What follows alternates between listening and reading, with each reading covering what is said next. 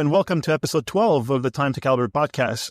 This will be our year-end type show. I'm Mark Levesque, regular contributor for Worn and Wound. Joining me today are Bob Allaby from Time to Go Timepiece and Travel on the YouTube channel, and Brent Rubiar from the Calibrated Wrist. There's no guests today. This will just be a hostful episode. So guys, how are you doing and what's on your wrists? Hey, good. What's up, Mark? Oh, good, man. End of year coming, vacation time starting this afternoon. Not going to go back to work till January 6th. I'm pretty happy about that. Awesome. That's great. What about you, Bob? What's up? Same thing. We're busy getting ready for the holidays. We usually host at Christmas, so we're going to have probably about 15 people over for Christmas dinner this year, so kind of getting prepped for all of that. Excellent, excellent. Well, this morning I have the Longines Legend Diver 39mm anthracite dial. That's the newest watch in my collection. It's hogging all the wrist time these days. I'm very, very pleased with it. And this morning I actually put it on a gray NATO from Artem Straps, and I really, really like the look. Yeah, it looks good. I saw pictures of that. It looks amazing. Oh, yeah, thanks. Yeah. What about you, Bob? Today I am wearing the Casio Edifice I've been posting quite a bit lately. It's sort of a bit of I guess you'd say an homage. I hate the word homage, but to the Zenith El Primero, and just a fun, affordable. I really like the look of that thing. I got to admit, every time I see it on your feed, I think, oh, geez, that is a nice looking piece. And yeah, like you say, super affordable. Is the bracelet folded links or is it solid? The links are solid, but the end links are folded. So it's a typical Casio bracelet, kind of what you'd expect from Casio. Sure. But so a whole lot of fun for a whole lot less money. Yeah, 150, I think it's 150 US for it. So yeah, it's a pretty cool watch. Right on. Yeah, I've got my Tudor Black Bay Pro. I joined you, Bob. I got myself one of those. I have been after a Tudor GMT for a very, very long time. Something that I've wanted since the black one came out. And I had an opportunity a long time ago to trade for one for my Omega Railmaster. Value-wise, was about the same at the time. And I wound up getting scammed. I don't know if I've told you guys this story before, but someone from Iceland sent me a box of candles instead of the Black Bay GMT. And yeah, you guys laugh. It wasn't very funny at the time. I was quite upset. And after doing a little bit of research, it turns out that I wasn't the only one who got scammed by the same guy. Wow. And we found the guy's Facebook page. We found his girlfriend on Facebook. We found his parents on Facebook. We found his employer. I got Interpol involved. I got the RCMP involved. My goodness. And yeah, and we put so much pressure on the guy that my Omega Railmaster showed back up. I got my watch back. A couple other guys got their watches back. And yeah, we never heard from the guy again. But that was quite the experience. And I've been after one of those ever since. And now that, as we talked offline before, there's a little bit more disposable income. I've been saving up my pennies, and I was going to buy myself a Tudor GMT, a Black Bay GMT, the white one, because I like white watches. And when I went to try it on, it's something about the size or the length of it and the length of the clasp underneath that's just didn't fit right on my wrist. And I never really considered the Black Bay Pro. I mean, I've liked it, and then this whole talk about it being too thick and all this other stuff, but it's the same thickness as the Black Bay GMT.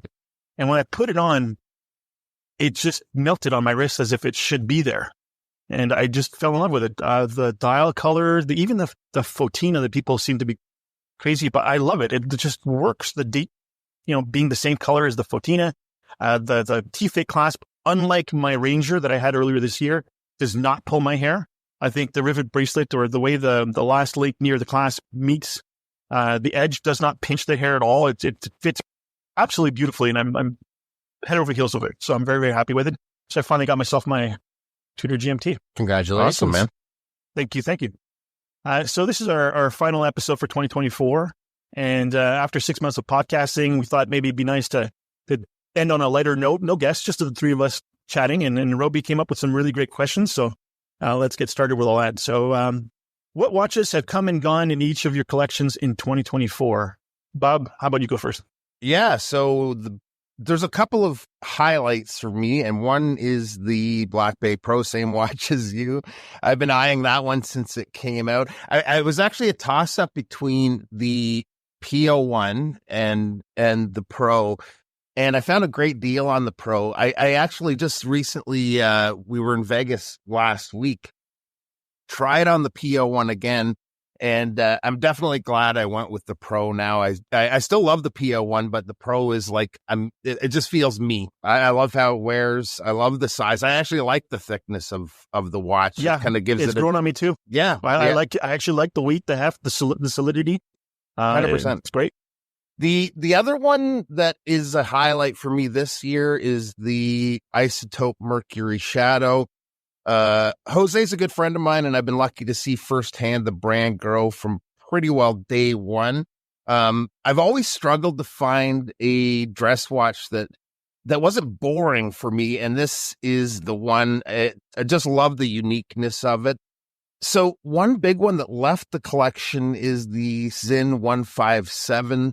I have a thing for the Lemania 5100, and the one I really want to get is the blacked out Zinn 142 BS. A friend of mine has one that that I'm trying to get him to give up, so we'll see if I can maybe pry that off of his hands to replace the 157 that I ended up selling this year. If you need a little help, Brenton, I can hold him down.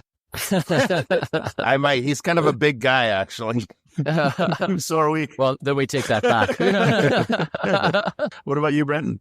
Well, so for me, it was actually quite a bit of a shakeup, and I'll talk more about it later. I think my collection needs an even bigger shakeup than that. But I sold my Titoni Seascalper 300, and I really liked that watch. It just wasn't getting a lot of wrist time, and so I thought, for a watch of that value, it was silly to have it sitting around in a box, and so I unloaded that. And then on maybe the regret side of things, I let go of my Seiko Samurai, the orange dial. And I really did like that watch for a long time, but same deal, just wasn't getting worn. And I really do believe that you should wear the watches that you own.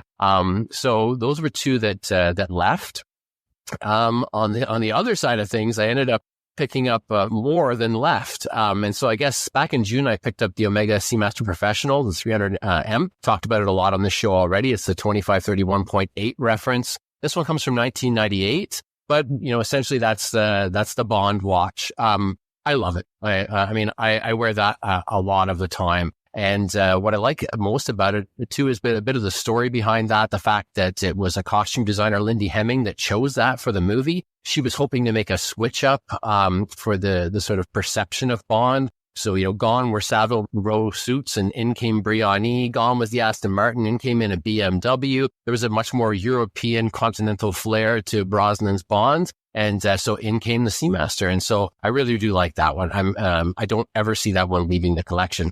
Then in September, I had no idea I was going to do this, but I ended up picking up two other vintage pieces. One was an Omega Genève. It runs the hand-winding movement, the 1030. It came with box and paper. So what's really cool is that I can see it was originally sold in Zurich at a place called Heineken in 1977, and that place is still around. So I would really love cool. It is very cool. I would really love to just drop in with the box and papers and just, to have a look around, chat with the people that are there today, I also picked up the Longines Ultrachron, the 8024.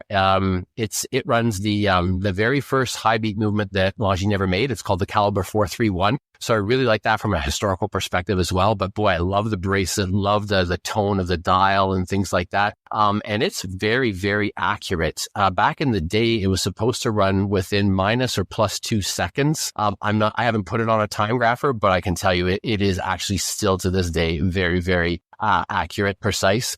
And I bought those both from Oliver at Coin Watch Co. And I've been very, very pleased, actually. And then completely out of the blue, I say that I've been looking at this watch since March. I saw the Longines Legend Diver for the first time at a novelties event in New York, and I kind of coveted it ever since then.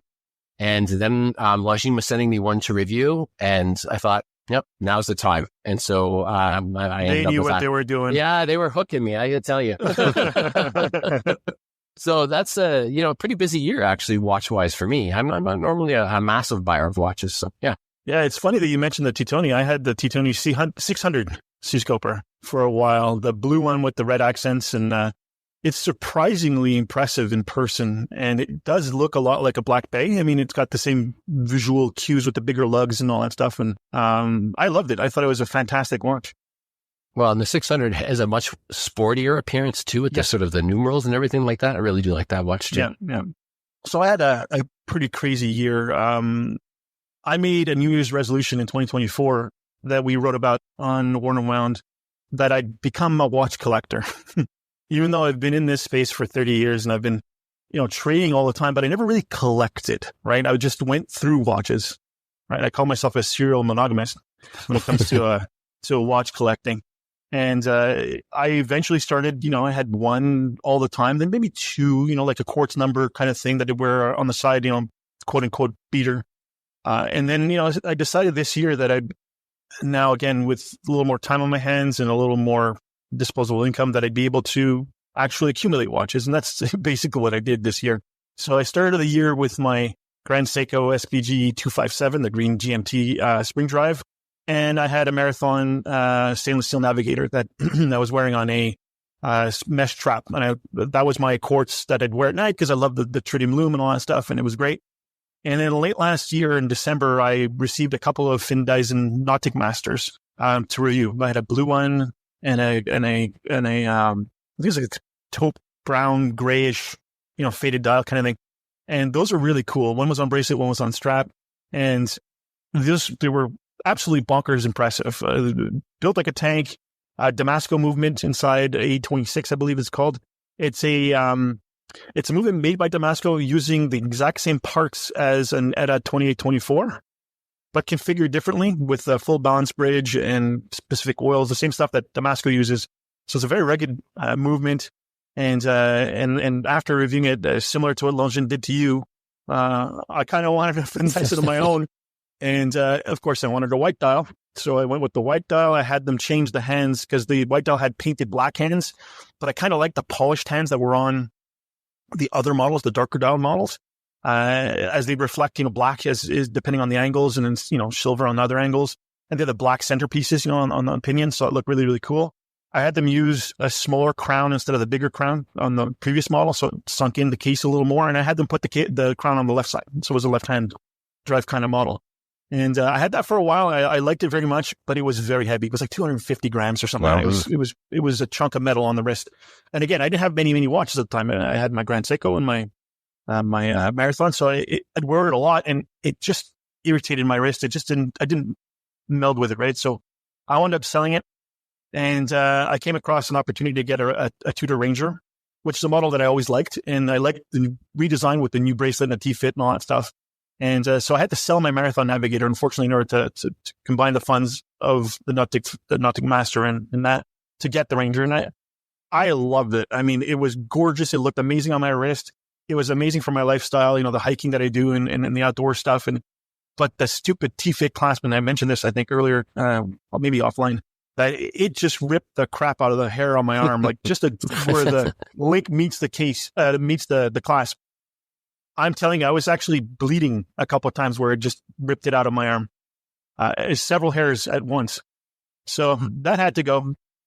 I sold that, and I still wanted a field type watch, so I wound up getting a Hamilton Khaki Expedition, which fit the bill perfectly. It was 41 millimeters on a bracelet that was super comfortable. Didn't pull any hairs.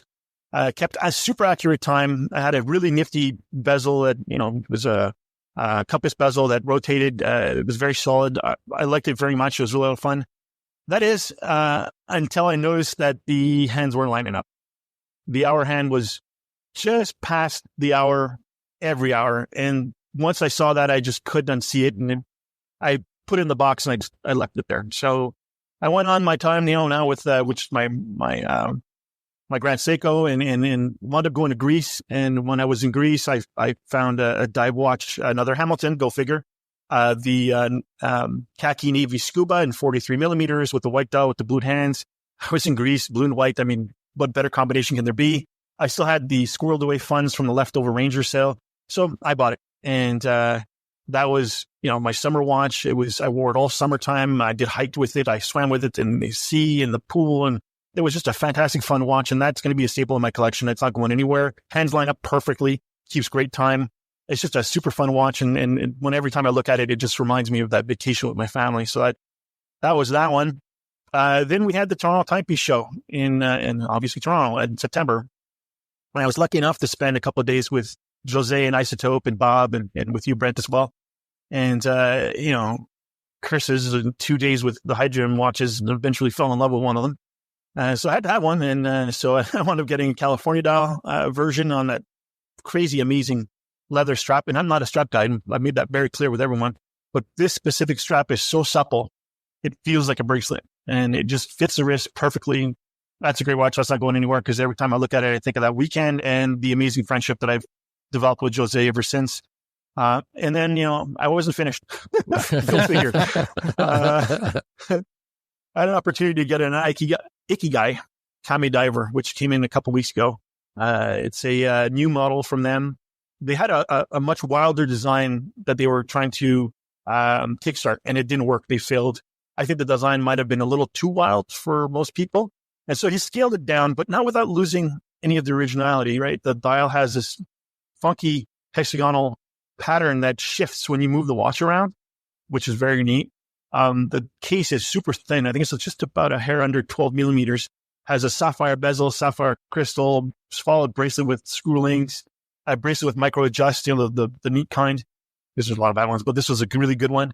And all that for under $600. And I think when I got mine, it was under $500. It was $450. I think it was introductory price with a 9 series Miyota movement inside. It's keeping great time. Unbelievable. And then come just a couple of weeks ago when I started putzing around on Kijiji and then, watch recon and this and that. And lo and behold, there was a dude that had the Black Bay Pro in Toronto for sale in US dollars. I made him an offer in Canadian, just on a whim. I don't know why. I just hey, would you take this? And he said yes. And to my surprise, after my wanting the GMT and having tried them on and having, fallen in love with the Pro, the opportunity just seemed so serendipitous. I had no choice. I purchased it. I got it earlier this week and I'm head over heels with it. And it's unfortunate for the Ikigai because it's in the box now, but it's not going anywhere. I love it. So that's been my year. Luckily enough, I never had a watch box. I used to keep them on the shelf in my bedroom in the closet. And, now that I've become a collector, my friend James Fournier and I were together. We went to a Facebook watch meetup and he had this big 12, I think it's 12, maybe it's 16. I don't remember. I think it's 16. Box space, like eight on each side, right? This nice leatherette kind of box thing. And he had brought some watches with him to try to sell at the show or at the get together. And when we were coming home, he was looking at the box. He said, "This thing's too big. Like my safe only fits these smaller." So I bought all these other boxes. I just use this for travel. He said, "Hey, do you want it?" I'm like, "Sure." So he gave it to me. And so now I have a watch box, like a real big boy collection. That's so great. Yeah, that's my year. So next question, what was your favorite or standout watch release of the year for each of us? How about you go first, Brent? Well, normally I would not pick a watch that I haven't spent any amount of time with or had hands-on with, but I have to say that actually that new first Omega in space is a knockout for me. Some people talk about the Fotina, maybe the strange blue of the dial, etc. But having actually had hands-on with the original watch this year, the actual CK2 998, I think that they've done an amazing job with it. It really does conjure up the same feeling that watch does. And so for me, that's probably my knock it out of the park release for this year. But if I want to talk about ones that I've had hands-on with, I could easily add the Spirit Zulu Time Titanium to that list, or the Legend Diver that I picked up myself. I got a chance to see the IWC Portugueser Eternal, which is an insane, an absolutely hands-on, insane watch. And I also got to touch the Ulysse Naudin Freak S Nomad, which is the most expensive watch that I've ever held in my hand. And just, it's like magic to look at, absolutely like magic to look at. But sort of more in the realm of things that someday I could potentially pick up. But, the Zenith Defy Revival, that's, I think it's the A3648.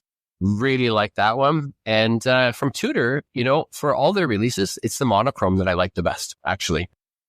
Yeah. So yeah, I like the monochrome a lot too. For me. Yeah, it has a very classic feel, like the way, and it's affordable in the way that a Rolex might have been in the past. And so I feel like this is the kind of the new Rolex sub, if you will, that is still somewhat affordable to the mere mortal. So yeah, it's a beautiful piece. So those are my favorites, I would say. Yeah, that Tudor is pretty spectacular. It's unfortunately difficult to get at the dealership, and they're trading for way over what they're supposed to be trading. But that's with every Tudor, I guess, until the next big thing comes out. What about you, Bob? So I for myself, I kind of narrowed it down to watches that had gotten hands on with this year. Although the monochrome came to mind for me too, and I thought it was funny at the time when that was released that the releases at the Watches and Wonders end up being sometimes a little underwhelming, and it was kind of funny that the biggest hype watch was monochrome. Yeah, you know what I mean. But, that's telling. But it is a cool watch. It is a cool watch. But the standout for me that I got to spend some time with to record a video on the channel and do some posts on Instagram was the Bel Canto Classic. After we had Mike Pearson on as a guest, his enthusiasm for the brand really rubbed off on me. I was always a big fan of Christopher Ward, but that really took it to another level. And that watch is beautiful. Plus, it is a lot of fun playing with that chiming mechanism. It does have a beautiful sound. Absolutely beautiful. Mm-hmm. Mm-hmm. Yeah. What about you, Mark? Yeah. So we mentioned 1-on-1 again. I'm going to stop doing that. But we were putting together a piece exactly on this, what our favorite releases are, or release single watch of the year was. And it's tough. Like, there were a lot of really neat things that came out. Like you said, the monochrome was great. I'm going to say the Isotope Mercury was a super cool watch seen in person. It's not for me. I'm not a dress watch guy, and it's a little tiny for me, but the attention to detail, the little things, the aspects, the little mercury globs on the dial, the convex, mirrored polished dial. It's just spectacular. Another one that interests me a lot was the Christopher Ward Lumiere diver, having to play with those. I got to play with them at a Red Bar. And then again, we saw them at the Toronto 10-piece show.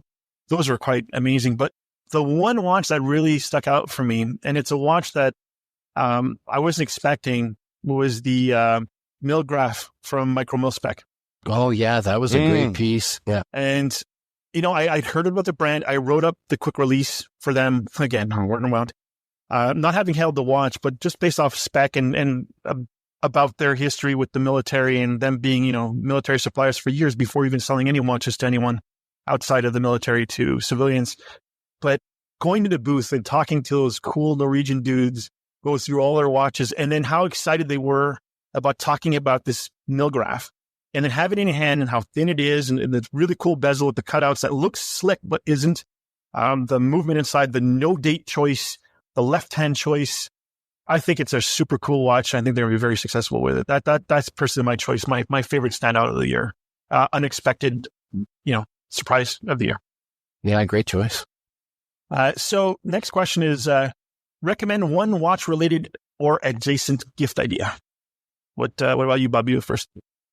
So I highly recommend getting the watch lover in your life good tools. I usually use Bergeon screwdrivers, spring bar tools, and they make a world of difference versus the cheaper ones. The cheaper ones tend to have softer steel, and you're much more likely to have a slip, damage your watch or your finger for that matter.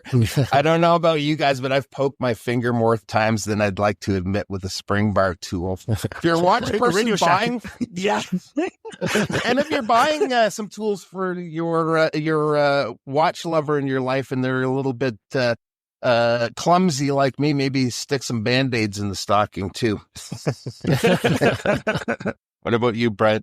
Well, we've talked about this on the show before, and that's that frequently watch enthusiasts kind of share other hobbies. And one that people seem to share more than others is that of photography. I know that all three of us are interested in one way or another with photography. So, one of the things, the best little bit of kit that I purchased this year was the Coton Carrier Scout, and that's Scout with a K, G2 Sling style harness. And basically, what it does is it's a shoulder harness that has a really sturdy and robust clip to carry your camera. And I have carried some very big Fuji lenses on there. I've carried the 400 millimeter. I've carried the 140 there. And what it does is it frees up both of your hands. So you can do all kinds of other stuff.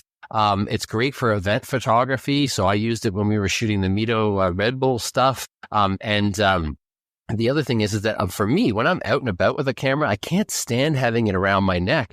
but it's also really inconvenient to be using a wrist sling. So this really just takes the pressure off, literally and figuratively. And you can walk around and do things for literally hours. And then all of a sudden, the moment you want the camera, it's really easy, quick release. And you can shoot whatever it is you want. My wife, immediately upon seeing it, had to get one for herself, in fact. So, it's really fantastic piece of kit. Does the camera dangle there, or is it like hard on there? Not at all.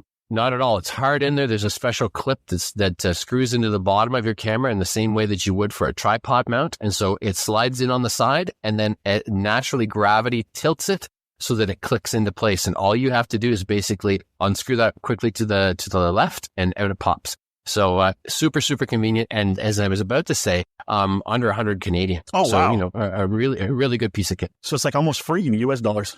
Cool. Yeah, exactly. They're giving them away in the United States. So for me, I've said this many times, I'm not a strap guy, but if I can recommend something watch related or adjacent, this is mostly related, my friend Aaron from Aaron Bespoke makes some of the best straps money can buy. I've seen the materials he uses. I've not visited his shop yet, but planning on going soon. Brett, if you want to come along and maybe write something up if you want to, or take pictures, or you'd be more than welcome. Oh, yeah, absolutely. His work is exceptional. He's such a nice guy. He's part of our friend group that we get together, have beers every once in a while. And I think if anybody needs a strap that wants something custom made, I mean, you can choose your material, your color. He'll match a dial color. He'll take measurements of your wrist and put holes only where they're needed, so the strap looks, uniform and beautiful. I highly recommend his stuff. If anybody's interested, look up Aaron Bespoke on Instagram. And then something else is a watch winder. Something I had a Wolf watch winder years ago. Never had any watches to put them in because I only had one, or two, and it wasn't worth it for me. So I wound up getting rid of it when I was upgraded or trading up. It was just part of the trade package kind of thing. But now that I've got multiple mechanical watches, I'm wondering if I should get another. So maybe a Wolf winder or Orbita, or maybe something less expensive would be nice. I'm wondering if the Grand Seiko can go in a winder. I'm not even sure. I've read things and there's all kinds of different opinions, but that's what I would recommend. Yeah, a winder is a really cool idea. Some people say, hey, do you ever actually use them? And truthfully, I keep my Speedmaster, which is an automatic Speedmaster, actually, in that all the time. And that's how I kind of just can visually see its accuracy. And I'm always pleasantly pleased by that. But, strange thing has occurred. I've ended up with 3 watch winders. So just tacking on to Mark, anybody interested in a watch winder, hit me up. I'm going to hit you up right after we finish this call. Because I could use one. And the one that I had, the Wolf had variable rotations. So you could choose 800, 1200, whatever rotations per day. And then there's left or right. Yep. It was really neat. I thought it was a pretty cool winder. I had I think it was an Orbita Sparta. And we're going back like 15, 20 years. And this thing was really cool because it was a single winder. Had a diamond plating on the base, so kind of look industrial. And what it did is the watch would sit in it. It would turn the watch up until it was at a certain point where gravity took over, and then just swing the watch back. Oh, very smart. And it would do that, and it would swing it, and it would swing it, as opposed to constantly rotating it. So the battery would save forever. You could keep it in your safe for years. And apparently it was better for the watch. But the Orbita prices are bonkers. I think they're selling this thing for like $700 now. It was like $200 or $150 back then. I've never been a user of watch winders myself, but I also have 2 or 3. So hit me up if anybody's looking for one too. Maybe we could start a little online shop for selling watch winders. I need a winder. I'm going to talk to you guys right after this. All right. Our next question is not watch related. So let's have some fun here. So recommend one thing to watch. Bob, you want to go first? Sure. There's a show that I've been recommending to everybody that are non-watch people, but this actually is somewhat watch related. And this is a show that it came out a few years ago. It's called Dark. I'm not sure if you guys have heard of this or not. One of the main characters is actually a watchmaker, and it's all about time and time travel. It's a German show dubbed in English, but it's really good. It's on Netflix. If you have some downtime over the holidays, there's 3 seasons, and it's just an awesome show. I'm already taking notes. That sounds fantastic. Oh yeah. It's I'm watching so that. good. Yeah. It is so good. Right on. I'm watching that. What about you, Brent? Well, mine ended up being actually watch related too. And this is one of those cases where YouTube's algorithm actually worked, and it recommended something to me called The Watchmaker's Apprentice. It's I heard of it this. is fantastic. It's like I say, on YouTube, so it's free. And it is essentially the story of George Daniels' life and his handing of the torch to Roger Smith. So both of them appear in the video. This was done, a lot of the filming was done before George Daniels passed. And then, of course, there's a lot of sort of retrospective stuff about Roger Smith. Roger Smith had sort of a kind of a 7-year obsessive quest with impressing George Daniels and eventually apprenticing with him. Very, very cool. It's filmed almost exclusively on the Isle of Man. You get like a lot of really interesting images of George Daniels' workshop. So very, very cool. Now, it is a very traditional documentary. It's got the talking heads. It's got the voiceover. Don't expect anything Michael Moore-esque or anything like that. But, it's very interesting, especially if you are into watches. But again, my wife sat down as I was watching this and watched the entire thing all the way through and couldn't stop talking about it afterwards. So it is just on its own, even with its traditional documentary style, very, very compelling. Yeah, Roger Smith was on Scottish Watchers talking about that. Interesting. About the whole thing and how much footage they had and how they were going to put together. So I'm glad it's out there. I forgot about it. This is, got some time during the holidays. I'm definitely going to watch that. Yeah, I'll have to check that out too. For me, I guess I didn't get the assignment. I chose something completely unwatch related. It has nothing to do with watches. But I wanted to choose something that my wife and I both really enjoyed, and that isn't, The Lincoln Lawyer or Silo or any of those new shows, which are fantastic, but something out of the blue, right? And it's a show called Maestro in Blue. There are 2 seasons, and it is Greek. So you can either watch it with English subtitles, or I think there's a dub version on Netflix that you can watch, their mouths moves and the words come out differently. But I understand a little bit of Greek, and my wife is Greek, so we watched it in the original Greek. It's basically this musician / teacher that's based in Athens, who's a music teacher. And he's invited to small islands to work with them to host and make a music festival. So he's there to talk to the residents and, what music capabilities do you have? What do you play? Can you sing this and that? And he talks and all kinds of things happen. And if you think this is going to be some kind of romantic comedy, it's far from it. If you think it's just going to be some boring drama, far from it. There's mystery. I can't even tell you. It is such a well-made movie or show. Sorry, I keep thinking it's a movie because you know how TV shows are made nowadays. You're watching it in a big giant chunk, and you're binging it. It feels like you're watching a movie, and the quality these days, it feels like it's theatrical. So, anyways, Maestro in Blue. If anybody has some time over the holidays, I think it's just 12 episodes or maybe 14 altogether. I don't know, but watch that. That's a lot of fun. Not something you want to watch with little kids because there are some sexy scenes. So yeah, maybe watch it if you guys are adults. Next question. Recommend one thing to listen to. Brent, how about you go first on this one? I was the one who suggested this as the question today, and then I had a hard time answering it myself. And the thing is that I think that a lot of the things I listen to, a lot of enthusiasts are already listening to. For example, The Great NATO is probably, my favorite podcast, and I'm sure that most of our listeners are already listening to that. But there is a kind of a cool one that's out there called That Watch Podcast. And again, you shouldn't watch it or listen to it with any little kiddies or anything like that, because there's quite a bit of profanity in that one. But it is rollicking good fun and very, very, very funny. But I actually, for my big recommendation, I went way back, and I went to the Anthropocene Reviewed by John Green. It was a podcast that ran from 2018 to 2021. And I came across it in 2020 and promptly went all the way back to the beginning and listened to every single episode as I was working out at the gym. John Green is the author of Fault in Our Stars and Paper Towns. And, he sold like 50 million books. It's incredibly popular. At one point in maybe 2014 or 2015, he was listed as one of the most 100 influential people on the planet. And he has since kind of receded from public view a bit. But this particular podcast, he takes two disparate subjects, let's say scratch and sniff stickers and the Indianapolis 500. And then he kind of weaves the two stories together, and then he gives them this very, very subjective 5-star rating. And one of my favorites is his take on the bubonic plague. I mean, I don't know how you give that stars, but it's just so interesting.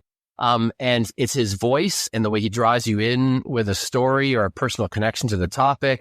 He has a really strange way of looking at the world. And just this very calm, cool, collected style of approach, and very, very entertaining listen for that reason. He's British, right? He's American, actually. Is he American? He was born in Indiana, and I think that's one of the reasons he chooses the Indianapolis 500 to talk about. But he's lived in different places. Like he grew up in a different area, maybe Florida or something like that. Went to school in a different area. But yeah, he's American. I think they're making new ones. Well, give me a second here. If you got nothing else or whatever, if you got something else to talk about, let me just do a little research here. Yeah. Now, they have also released a book version of this. I can't remember when it actually came out, but it is a collection of essays. So if you're not into listening, you could potentially go and buy those seasons in a book of essays, which is also very cool. Yeah, I think he was on Star Talk with Neil deGrasse Tyson recently. And if I'm not mistaken, he's trying to do some more of these, some new ones.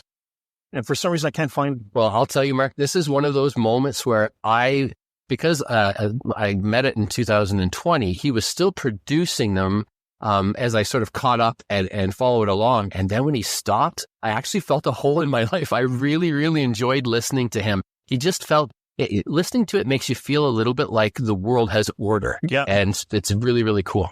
Yeah, very cool. What about you, Bob? Yeah, so this year I haven't been listening to a ton of podcasts, but one that I just discovered literally this week is Tales from the Tribe, which is hosted by Max Buser from MBNF. I've only listened to a couple episodes so far, and I think it's pretty new. I think there's maybe 8 or 9 episodes out at the moment, but he just had Pi and Ken from Deluxe on yesterday. And it was really cool to get a bit more of info from them, directly from them on how they got started. There's, again, only a handful of episodes out there, but from what I've heard so far, I think it's worth a listen. Mark? Very cool. Yeah. Tales from the Tribe. I'm an avid podcast listener, unfortunately, and music. I honestly thought you guys were talking music, but I'm glad you guys talked about podcasts. Two of my favorite podcasts that I've been listening to for at least a decade, maybe longer. This American Life, which has nothing to do with watches again. They take stories about anything, a day in a life in a diner, to correspondence in war-torn areas in the world, to anything. And they just make it so interesting. I mean, it's so well produced with great music, great narration, amazing editors, and hosts. I think it's a fantastic show. If you guys have never listened to This American Life, it's been around for a long time. They started off on the radio in Chicago, so this is a very well-run show. I recommend that. And the other one is The Moth. I don't know if you guys have ever heard of The Moth. It's basically stories that are told by people who have lived them at Moth events. So they call them story slams, where you go to a pub or someplace, and these people go up on stage and they just tell their story. And you got everything from, heroic stories to funny stories to disaster stories, and they're all told by normal people. They're coached and they're trained on how to tell a story because you have to make it interesting. It has to have a hook, and it has to have emotions and feelings and all that, so you can get involved and get into the story. And so I listen to that all the time. I've been listening to it for years. That too is very old. And so The Moth and This American Life for regular podcasts. As far as listening to other podcasts, you got to be listening to ours. Can't believe you guys didn't even mention it. How about reading? What do you guys recommend for something to read? Bob, go ahead.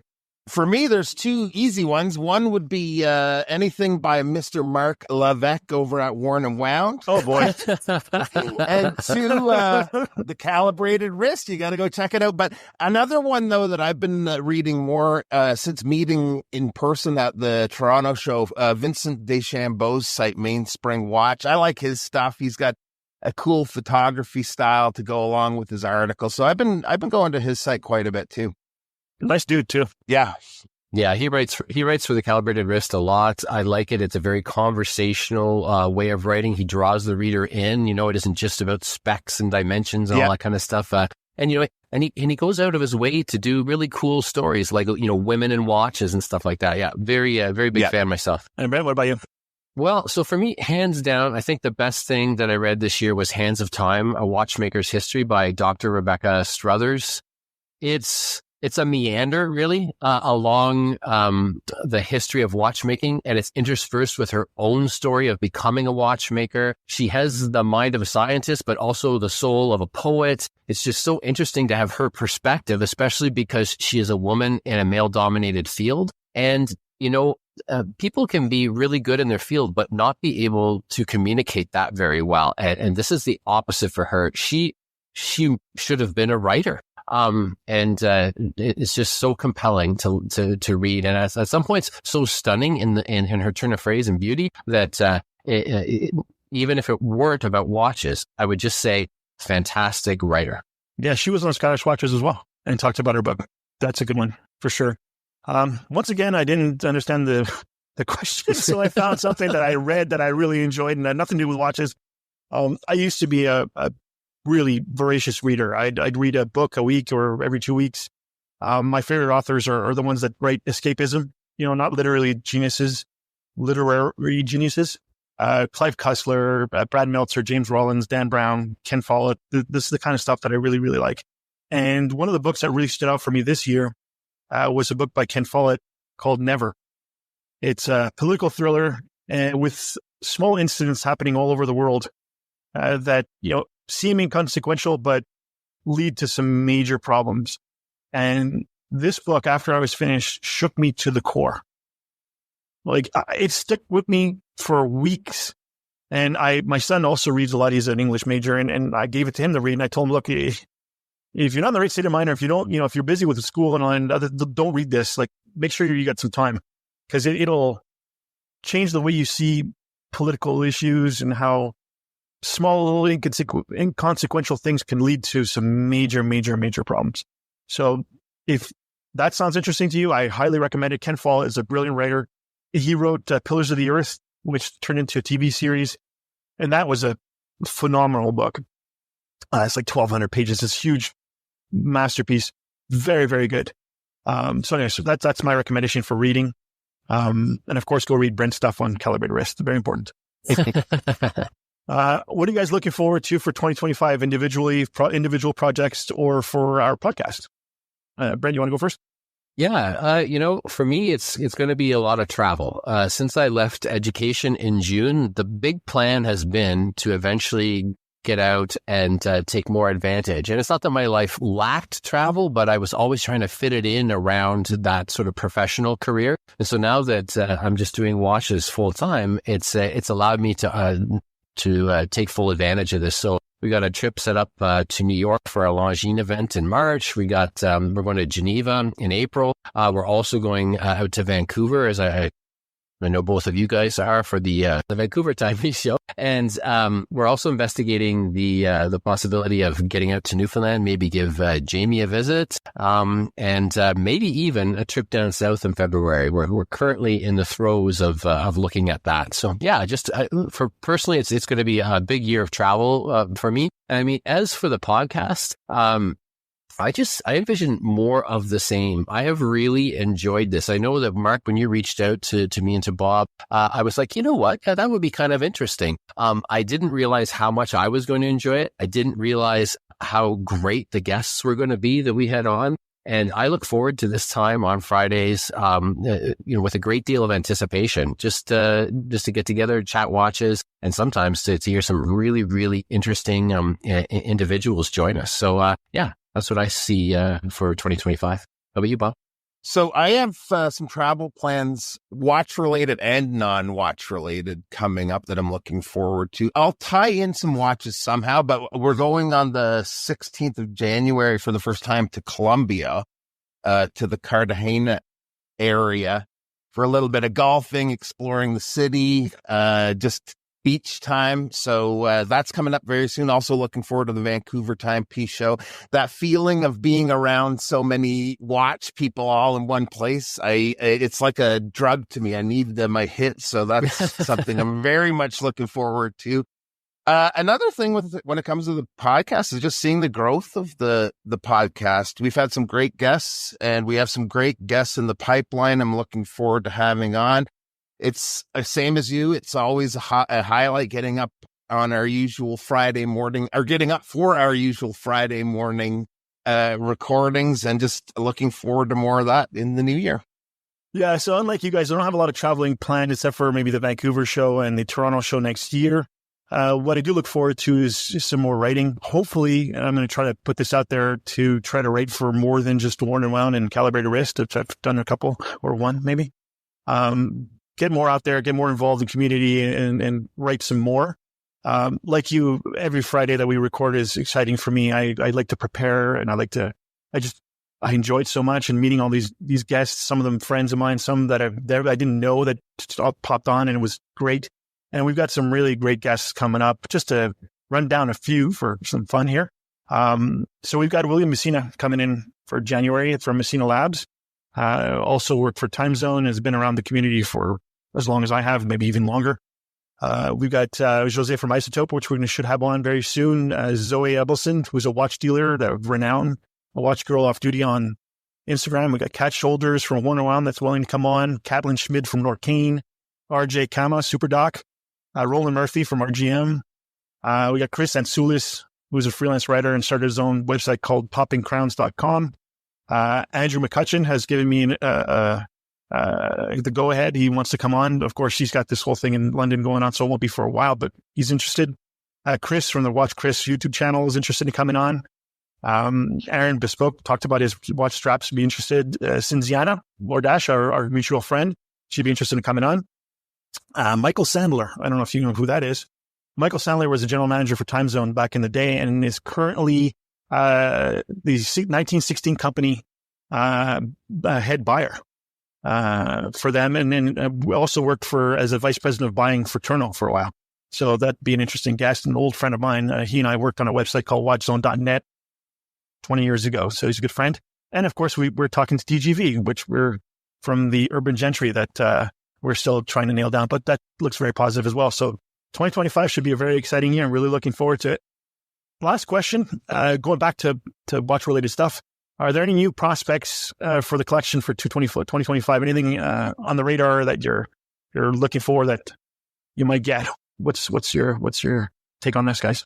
For me, I mentioned the Zinn 142. That's definitely a contender for entering the collection. But another brand that I've never owned and I've admired since I've been into watches practically is FOiS. They're going to be actually at the Vancouver show, by the way. But oh yeah, there's not a single watch of theirs I don't like. I have my eye on the Flieger F41. That's on the list, but maybe even one of their older Fliegers. I definitely want to visit or have some experience with having a FOiS in the watch box, hopefully in 2025. But for me, though, a lot of my purchases happen by chance. Maybe a friend is looking to sell or trade. I'll see something listed locally. So plans can go totally out the window very quickly for me. I also have a lot of friends like you guys that are enablers. So I could wake up in the morning with no intention of buying a watch. And by the time I go to bed, I have a new cool G-Shock or a Marathon on wrist. So yeah, we'll see how it goes.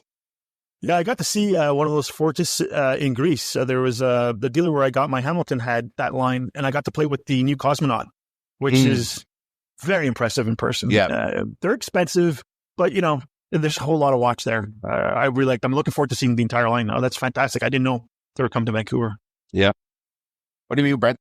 I'm hunting for a chronograph, actually, more in the nature of a racing chronograph, because I do own a couple of chronographs.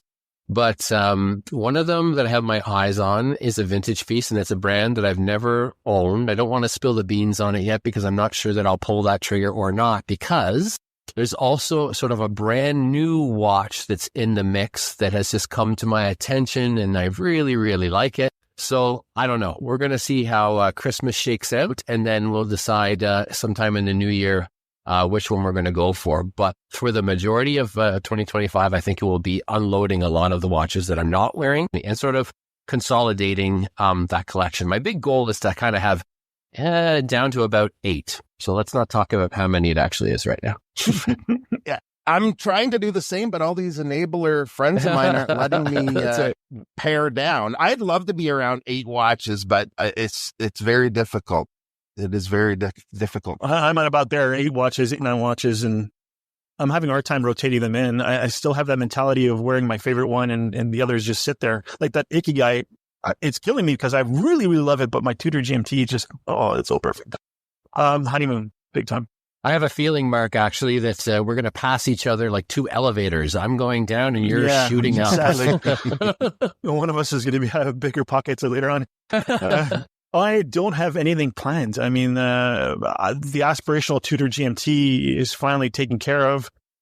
There's nothing else that I really, really want. Although you mentioned FOiS, I remember having that thing in my hands when I was in Greece, and it was just so cool. I think it's like 5,000 euros, I think, at the time, which is a little high. But still, I mean, it was such a cool watch. And something that bugged me about that watch was the extra numerals on the dial every 5 minutes and the tiny, tiny date display in a bigger window, which kind of looked, but in person, just like the Black Bay GMT or the Black Bay Pro, I mean, in person, it just worked. I liked it. The bracelet's phenomenal. The clasp is genius. Doesn't taper though. So that, it's a big honking thick bracelet.